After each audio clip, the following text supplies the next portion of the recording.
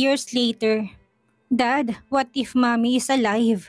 Yun ang tanong ng 5 taong anak na si Ashton kay Luis habang kumakain silang dalawa. Maingat niyang ibinaba ang utensils sa kamarahang pinahid ng napkin ang gilid ng labi. Stop asking nonsense things, Ashton. Hindi na babalik pang Mommy mo. She's dead and there's nothing we can do about it. Basag ang boses na wika niya. Mag-6 na taong buhat nang mawala ito pero hanggang ngayon ay dama niyang sakit. Pagsisisit pangungulila sa kanyang dibdib. Nahulog sa malalim na pag-iisip si Ashton. Ilang sandali pa'y muli itong nagtanong. What if I saw someone who looked exactly like me and she's with a woman exactly like Mommy too? Isn't that suspicious? Kumunot ang noon niya. Enlighten me. Now he got curious too. What exactly did you see? Kilala ni Luis ang kanyang anak. Likas nitong pagiging tahimik at walang pakialam sa ibang bagay. Kaya nakapagtatakang sinasabi nito ngayon. Nang sumama ako kila Tita Camilang nagpunta sa Macau with Axus, may nakita kong babaeng kamukhang kamukha ni Mommy. And she's with someone. Isang batang babae na kamukhang kamukha ako. What? Nanginginig na kinuha niyang basong nasa harapan at marahas na nilagok ang laman nitong tubig. Biglang pagbilis ang tibok ng kanyang dibdib. Naalala niya na sumama si Ashton sa bakasyon nila Camila sa Macau. Tumawag sa kanya si Jovito para sabihing nawawala si Ashton. Ito bang dahilan kung bakit nawalang anak niya noon? I followed them, Dad. Then I saw them with someone. Medyo hawig pa nga kayo nung lalaki eh. At first, I thought he was you. Paliwanag ng anak, imposible. Nayakap at naramdaman mismo ng katawan niya noon na isa ng malamig na bangkay si Emma. Pero paano nga kung totoong buhay ito? Paano nangyari to? That's impossible, Luis. Sa kagustuhan niya na magkaroon ng isang ina kaya pinipilit niya itong makita sa iba. Ani Jovito. But what if he's right? Tumunggahan na muna ng beer si Jovito bago siya sinagot. Sinasabi mo ba sa akin ngayon na pwedeng naisahan ka? Then whose the heck is that? Jovito was right. Kung totoong naisahan siya, sinutot ano ang motibo? Kailangan niya na munang malaman kung totoo ngang si Emma to bago siya mag-isip ng kung ano-anong speculation sa kanyang utak. Sir, walang Emang Delatorre na naka-check-in sa hotel ng panahon na yon. Pero nakuha namin ng 1 linggo na CCTV footage ng hotel na yon. Nilapag ni Bert ang kanyang tauhan sa kanyang harapan ng isang USB. Siguradong magugulat kayo sa mapapanood niyo, sir. No way. Nanginginig ang buong katawan niya habang pinapanood ang malinaw na kuha ng CCTV kung saan naglalakad ang 2 babae na kamukhang kamukha ni Emma at ni Ashton. Shit, sinong lalaking yan? Bulalas ng isip niya nang makitang lalaking may pagkakahawig sa kanyang kasama na mag-ina niya. Tama nga anak mo, sir, buhay si Ma'am Emma at mukhang kakambal pa ni Ashton ng batang kasama ni Ma'am. Maging si Bertie hindi makapaniwala. Sayang nga lang dahil wala na sila sa hotel na yan, sir. Malakas ding hinampas ang kamao sa desk niya. What? Kung ganun ay nasan sila? Inaalam ko pa po, sir, pero wag kang mag-alala dahil alam ko nang ginagamit nilang pangalan. Mas madali natin silang mahanap ngayon. Ngayon na lang siya ulit nakaramdam ng ganitong saya sa dibdib simula nang mamatay ito. No, simula na inakala niyang namatay ito. Find her right away, Bert. Gusto kong malaman kung saan ko makikitang mag-ina ko. And thank you for your hard work. Nakangiting tumango ang lalaki. Always welcome, sir. Tama nga anak niya, hinito na mamalik mata lang. Buhay ngang mami nito. Hindi lang yon, may kakambal pa palang anak nilang 2. Oh God, naisuklay niyang nanginginig na kamay sa buhok. Hanggang sa hindi niya namalayang umiiyak na pala siya. Emma, ang akala ko hindi na kita makikita pa. Walang gabing hindi siya umiiyak mula nang mawala ito. Ang plano ay pasakitan to para gamitin sa paghihiganti niya. Pero na may mangyari sa kanila noon ay nagbagong plano niya. Palagi na siyang nakabantay dito mula sa malayo. Sa tuwing check-up nito noong buntis pa lamang ito'y nakasunod siya. Kaya nga nalaman niya na may sakit ito sa puso at nagpahanap kaagad sila ni Jovito ng donor. Hindi na mahalaga sa ngayon kung sinong may kagagawa ng lahat. Ang mahalaga sa ngayon ay buhay si Emma. Makakasama na nila ito ng kanyang anak, mabubuo ng pamilya nilang 2. Samantala, aray ko Brixton, nasasaktan ako. Reklamo ni Emang hawakan siya nito ng mahigpit sa braso. Nang makita na lalaki nakatingin sa kanila si Angel, ay nakangiting binitawan siya nito bago bumalik sa kanyang anak. Angel, pumasok ka na muna sa kwarto mo dahil mapag-uusapan kami ng mami mo. Malambing nitong kausap sa bata, bumaling to sa nani. Kunin niyo si Angel at dalhin niyo sa kwarto niya. Opo sir. Bumalik si Brixton sa kanya. Hindi ba't nag-usap na tayong hindi ka pwedeng lumabas, Abby? Makinig ka naman dahil para sa'yo din ang sinasabi ko. Gusto mo bang mapahama kayo ng anak mo? Nagpipigil ng galit na lumapit si Brixton at tumawak sa balikat niya ng may diin. Alam mo naman na hindi para sa akin ang sinasabi ko, hindi ba? Nang makita nitong pagdaan ng sakit sa mata niya, dahil sa madiin na pagkakahawak nito'y bumitiw ang lalaki. I'm sorry. Ayoko lang naman na masaktan kayo dahil mahalaga kayo sa akin ni Angel. Masyado na yata ako nangihimasok sa buhay niyo. Nakaramdam siya ng konsensya. Hindi mo kailangang humingi ng sorry, Brixton. Ako ang dapat humingi ng pasensya dahil hindi ako nakinig. Yumuko si Emma. I'm sorry, Brixton. Hayaan mo hindi na ito maulit. Bumuntong hininga ito. Sana nga, Abby, dahil kapag natuklasan kong gustong pumatay sa pamilya mo, nabuhay ka pa'y baka habulin ka nila at patayin ka gaya ng ina't kapatid mo. Kung gusto mong manatili tayo dito sa Pilipinas, ay sundin mong bilin ko. Tandaan mo, ayaw ko kayo mapahamak dahil mahalaga kayo sa akin. Sa amin ng kapatid ko.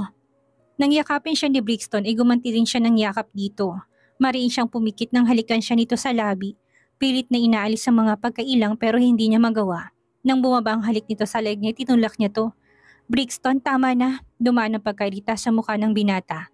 Abby naman, halos mag-aanim na taon na pero hindi mo pa rin ako kayang pagkatiwalaan. Bigyan mo naman ako ng halagang mga nagawa ko. May sumbat sa tonong wika nito. Nagyuko siya ng ulo, pigil ang luhang huwag tumulo. Alam ko naman na may utang na loob ako sa'yo, Brixton, pero hindi ko kaya na. Magmahal pa sa ngayon, alam mo naman yon, hindi ba? Napaigtad si Emma at padabugtong umalis. Pagkapasok niya sa kwarto ng anak ay kagad siyang yumakap dito. Mami, nag-away po kay ni Daddy? Inosenteng tanong nito. Angel, hindi mo siya Daddy. Ilang beses ko bang sasabihin sa'yo yan? Pero yun po kasi sabi niya sa akin. Tawagin ko puro siyang Daddy. Katuwiran nito. Makinig ka na lang sa akin, okay? Hindi siyang daddy mo, pero kung hindi ko siya daddy, sino po siya? Tanong nito, saka ayaw ko pong magalit si Tito Brixton sa atin kaya po tinatawag ko siyang daddy. Nakakatakot po kasi siya kapag nagagalit eh. Ani pa ng kanyang anak, napabuntong hininga si Emma o Abby sa panibagong pangalan niya ngayon. Kung hindi lang nanganganib ang buhay nila ng kanyang anak ay hindi siya mananatili sa poder nito. Nang magising siya, mag-aanim na taon nang nakakaraan ay natagpuan niyang sarili sa isang kwarto. Ayon kay Brixton ay merong nagtangka sa buhay niya sa hospital kaya niligtas siya nito. Hindi siya naniwala at sinubukang umuwi sa kanila kasamang kanyang anak. Subalit may kotseng sumagasa sa kanilang mag-ina't may bumaril sa kanila. Mabuti na lang at hindi sila napuruhan ng anak niya. Saka dumating si Brixton para iligtas sila. Nang magpaimbestiga si Brixton ay nalaman nila na kaya pala nawala ang nanay niya si Camila ay dahil pinaslang ito ng mga taong pinagkakautangan daw ng kanyang ama. Kaya sa takot na mapahamak sila ni Angel ay pumayag si Emma sa alok ni Brixton na sumama dito. Pero ang kapalit nito ay kailangan niyang magpalit ng pangalan. Saka ayon din sa binati kapatid ito ng taong nagligtas sa kanya.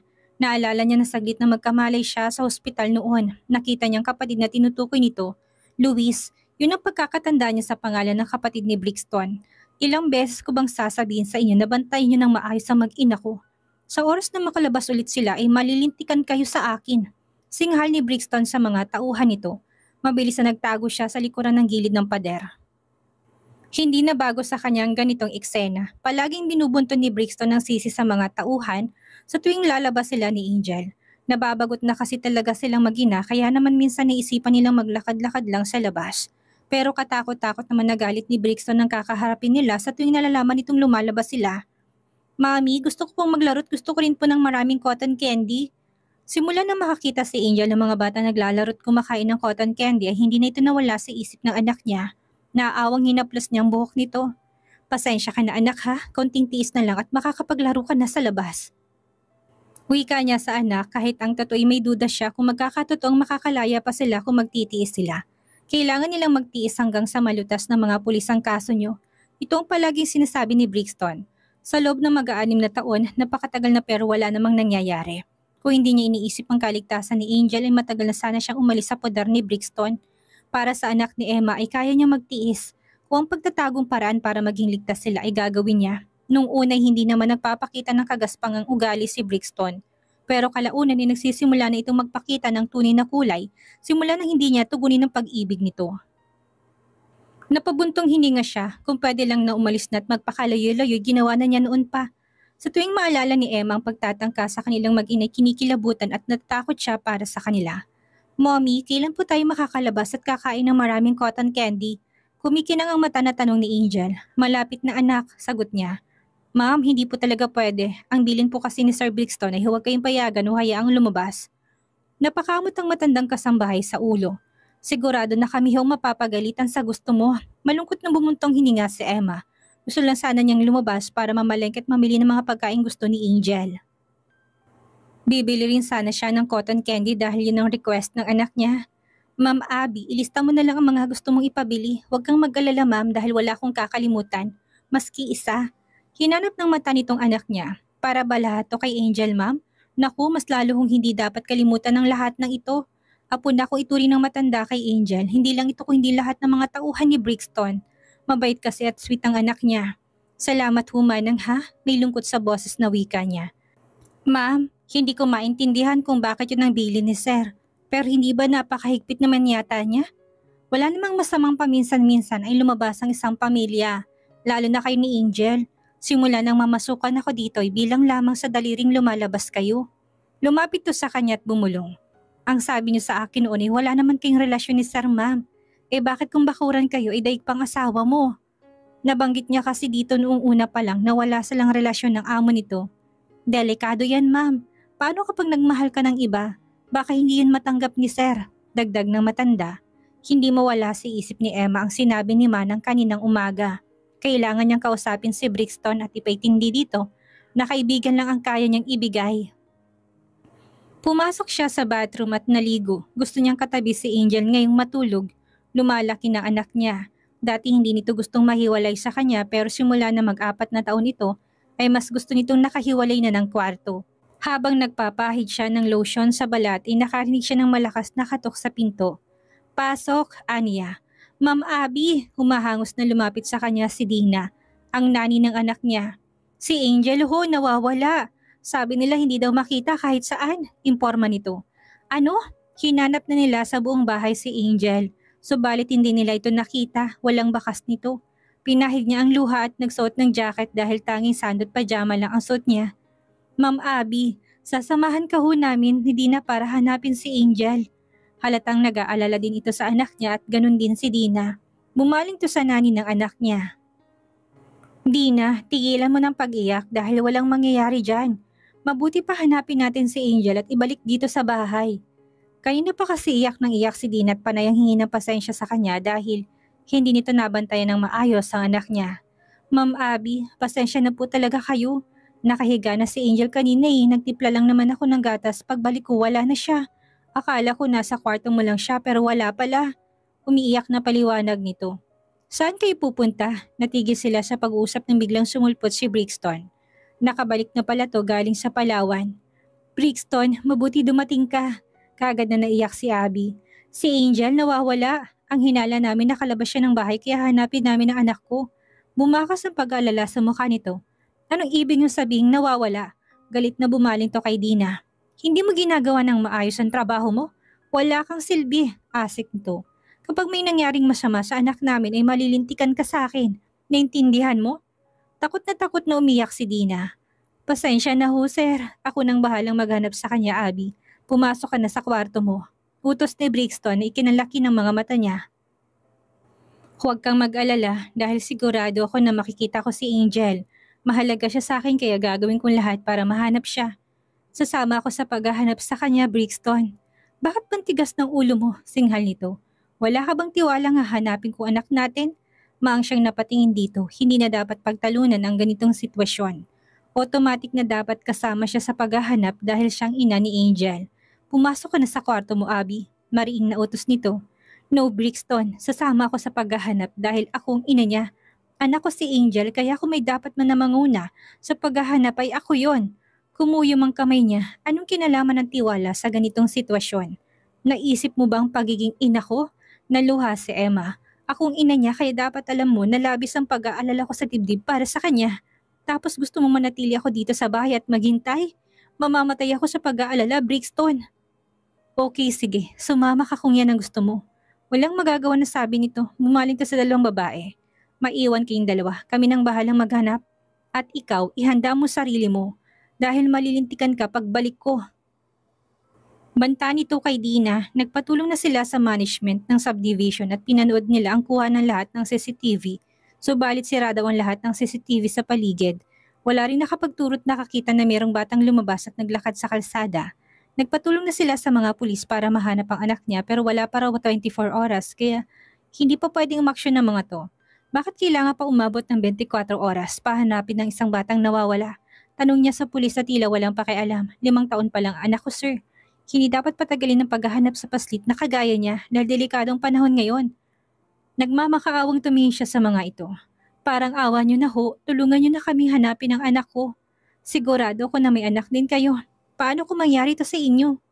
Hindi ba kayo mag-aalala ng gusto? Maawa kayo mamang pulis. Mamamatay na ho ako sa pag-aalala para sa anak ko. Tulungan niyo naman sana kami. Napatigil ang pulis, halatang naawa at tinablan sa sinabi niya. Pero agad itong natigilan na marinig ang pagtikim ni Brixton. Ma'am, pasensya na po pero hindi pa talaga pwede.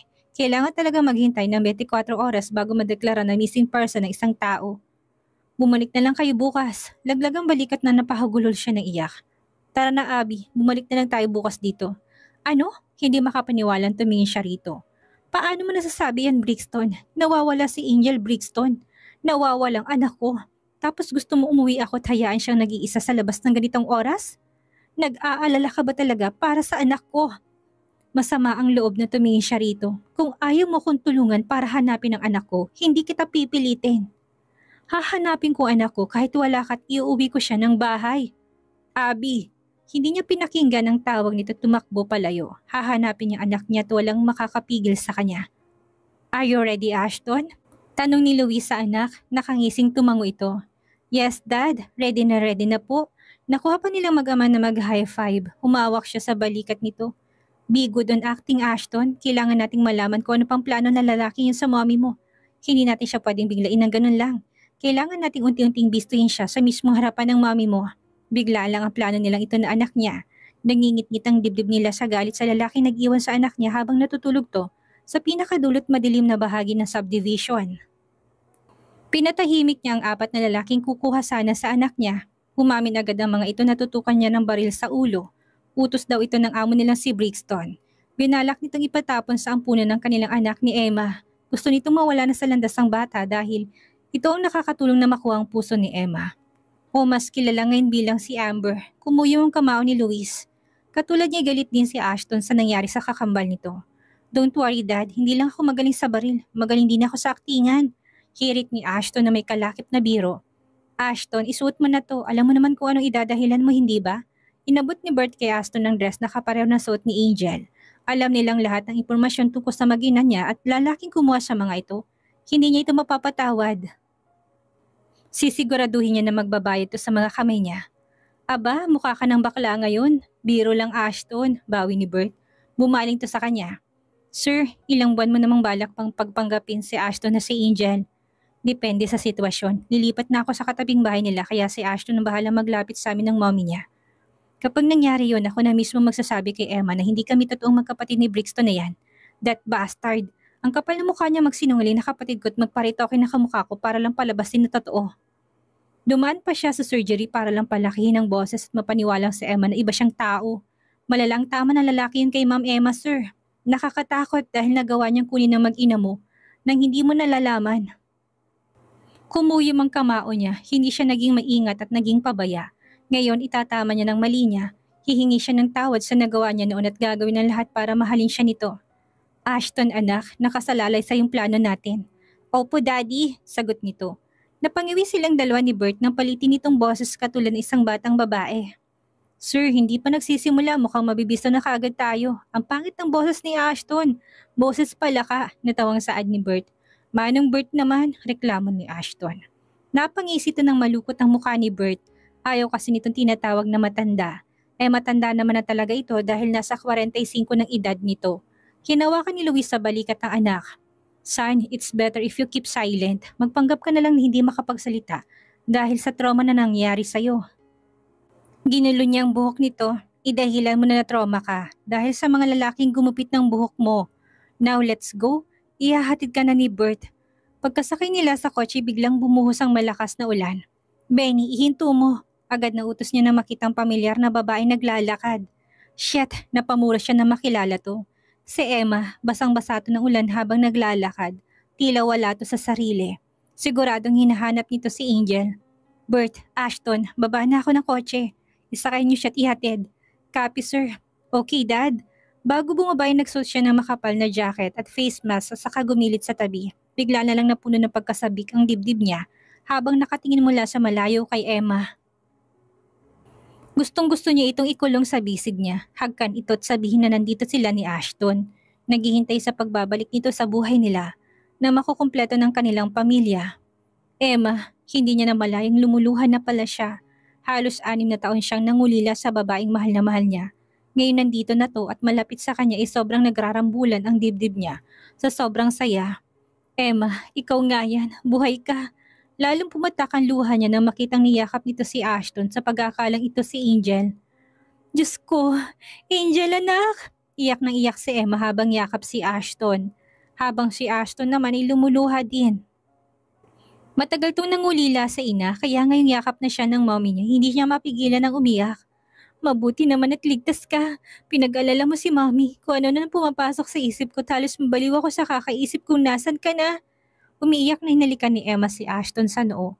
Papunta na kami sa bahay niyo para ihatid si Angel. Kunwari na awang tumingin si Bert kay Ashton. Nakita ko kasi kaninang pinagtitripan ng mga kabataang lalaki sa kanto. Ginupit nilang buhok ng anak mo. Hindi niyo dapat siya hinahayaan sa pagala-gala sa 10 oras ng gabi. Salamat po sa pagtulong sa anak ko, Manong. Lihim na nalukot ang mukha ni Bert nang tawagin itong Manong ni Emma. O siya, umuulan at basang-basa na kayo. Mabuti pa ihatid ko na kayo para makarating kaagad kayo sa bahay niyo. Alok ni Bert. Maraming salamat o Manong. Napakabuti niyo po. Sinundan ni Luis ng tanaong papala yung sasakyan kung saan nakasakay ang mag-ina niya. I'll be back, Emma. Wika niya. Sa ngayon ay kailangan niyang puntahan si Angel sa villa nila Sovito. Dito to dinala ng mga tauhang inutusan niya kanina. Gusto niyang makilala ang anak niya at makilala din siya nito. Dinadaga ang dibdib niya sa pagkasabik. Ganitong pakaramdam niya na mag-match ang DNA nilang dalawa. Sa katunayan, hindi na kailangan ng DNA pa dahil 100% tsak na siyang anak niya ito. Pero kailangan niyang gawin yon para maipakita kay Emma balang araw na hindi siya nagsisinungaling. Na siya talagang ama nito't kambalito ni Ashton. Nang makarating siya ng villa, kaagad niyang pinuntahan si Angel sa kwarto na pinagdalhan dito. Anak, hindi niya napigilan ang pagbuhos ng emosyon habang nakayakap sa anak niya. Sino po kayo? Natatakot na tanong nito't pilit siyang tinulak. Natigilan si Angel na mapatingin sa kanyang mukha. Hindi po ba ikaw ang kapatid ni Dad? Naalala ni Angel na itong picture na sinasabi ng Daddy Brixton niya sa kapatid nito. Sunod-sunod na napamura si Luis sa isip niya. Damn that bastard. Dahil dito hindi siya kilala ng kanyang anak, galit na pakli niya sa isip. Halos 6 na taon, hindi man lang niya nayakap at nakasama to. Silang dalawa ng kanyang ina, napakasakit dahil hindi man lang siya nakilala ng sarili niyang anak samantalang iyak ng iyak si Camila habang yakap to ni Jovito. Mukhang nasabi na ng asawa nitong tungkol sa kapatid nito na buhay pala. Nakita din niyang ina nila ni Emma na humahagulhol ng iyak. Hinawakan ni Luis ang maliit na kamay ni Angel. Puno ng luhang tumingin siya sa kanyang anak na kamukhang kamukha niya. Nakamukhang kamukha ni Ashton. Angel, ako ang daddy mo. Mas lalong nagunahan ang luha ni Luis sa pagtulo na marinig ang sinabi ng anak. Mukha ka pong hindi nagsisinungaling. Kung ikaw po talagang daddy ko, bawiin mo po si mami kay Tita Brixton.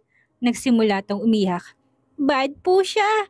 Ayaw ko po sa kanya. Gusto niya po kong mawala. Awang-awa silang lahat habang pinapakinggan ang mga sumbong nito. Kapag wala po si mami, palagi niya sinasabi sa akin na basura daw po ako at walang kwenta. Kinabig ni Luis ang maliit na katawan ng anak at mahigpit tong yumakap. Kinabakasan ng labis na takot ang kanyang anak, kaya naman mas lalong umusbong ang galit niya para kay Brixton. Leave it to your daddy, Angel. Magbabayad siya sa ginawa niya, sa'yo, sa mami mo at sa pamilya natin. Ano kayang mangyayari ngayong napasok ni Ashton? Ang bahay ni Brixton. Magawa kaya ni Ashton ang plano nila ng kanyang ama? Yan ang ating aalamin sa susunod nating kabanata.